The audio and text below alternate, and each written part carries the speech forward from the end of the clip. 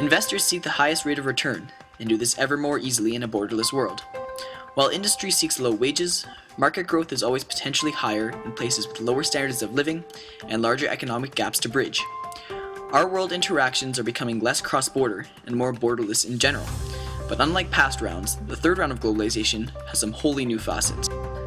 One of these is the almost instantaneous speed with which knowledge and data are transferred around the world, thanks to a handy invention called the internet.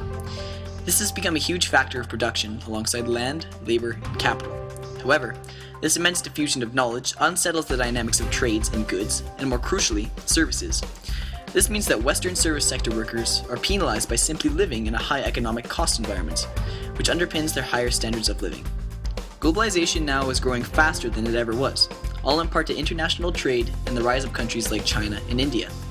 Advanced technology has made it so easy to communicate in the third round of globalization, and as the world and humanity both continue to develop and advance, the pace with which the world globalizes can only increase as well. Well, I guess that's the end of our presentation. Not so fast, Aradia. Not only are there 3 different stages of globalization, there are also 2 different types of globalization. Historical globalization and contemporary globalization, right? Correct. Would you like to do the honors? Of course. The difference between historical and contemporary globalization is mostly time-based. Contemporary globalization is said to be the final wave of globalization, a time of advancement in technology, culture, religion, the economy, and political interactions. It can be matched with the third round of globalization because of the implications and effect of World War II on the world. The time before this rapid period of advancement can be called historical globalization, or the time leading up to contemporary globalization. It was a time development for the global worldview.